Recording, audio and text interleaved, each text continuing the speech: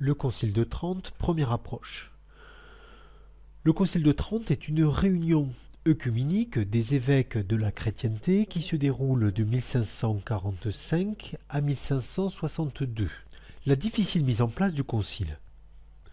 Le Concile de Trente marque clairement une rupture entre la période de pré-réforme et la période tridentine qui ne s'est terminée qu'avec Vatican II. En cela, il est souvent considéré comme un moment fondateur du catholicisme moderne. Pourtant, l'ouverture du Concile est marquée d'ambiguïté parce que le scepticisme est latent. Malgré tout, l'idée consulaire reste vivace. Depuis près de 2 siècles, elle était, dans l'esprit de beaucoup de chrétiens, inséparable de celle de réforme. Mais alors que la crise religieuse battait son plein, thèse de Luther en 1520, son excommunication en 1521, la papauté se montre très réticente à l'appel d'un concile, et pour au moins 2 raisons. D'abord, elle est instruite de l'échec des conciles précédents, et de plus, la papauté ne voulait pas prendre le risque que l'Assemblée ne revienne sur la sanction doctrinale donnée à Luther. C'est seulement le pape Paul III qui émit la bulle de convocation du concile en 1536, et d'ailleurs il retarda à plusieurs reprises la date d'ouverture. C'est aussi lié d'ailleurs au contexte géopolitique en Europe, notamment du fait de la guerre constante entre la France d'un côté, l'Empire et l'Espagne de l'autre.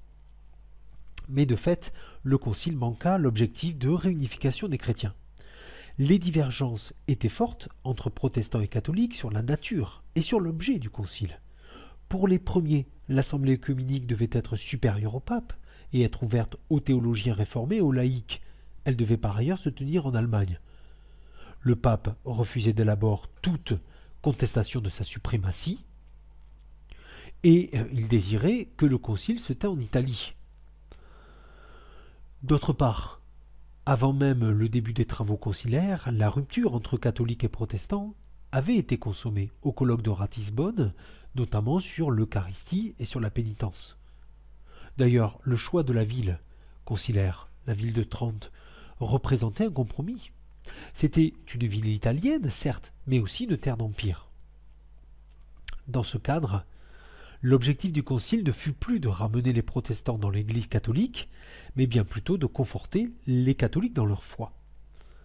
D'ailleurs, Alain Talon a bien montré qu'il ne fut pas un concile de la contre-réforme, puisque les décrets anathèmes employaient une formulation habituelle, voire même utilisaient des termes assez prudents. La postérité du Concile de Trente. D'abord, les travaux d'Alain Talon ont bien montré que ce ne fut pas un concile monolithique. Les débats y furent agités, les opinions tellement diverses qu'il est possible d'employer l'expression de pluralisme théologique pour qualifier les points de vue qui s'y exprimèrent. D'ailleurs, beaucoup d'évêques ne savaient que penser, par exemple, de la justification par la foi et s'en remirent à l'opinion des experts. Dans la plupart des cas, il s'agissait de faire du concile un moment de conciliation, où l'on chercha le plus large consensus tout en se démarquant des théories réformées. Son application ne fut ni immédiate, ni systématique, ni toujours couronnée de succès, mais le concile a eu un impact indéniable. En dépit de toutes ces imperfections, la morale et l'esprit qui avaient présidé au concile pesèrent durablement sur l'Église. Le clergé dans l'ensemble en adopta les conclusions et les répercuta auprès des fidèles dans sa pastorale. Le concile appela le clergé à revoir son comportement et à se rendre digne d'un ministère dont il réaffirmait l'autorité. Pour Jean Delumeau, l'importance du concile est due au fait qu'il répond aux besoins religieux du temps, car la chrétienté occidentale, à l'époque de l'après-réforme, était en train de vivre une mutation profonde.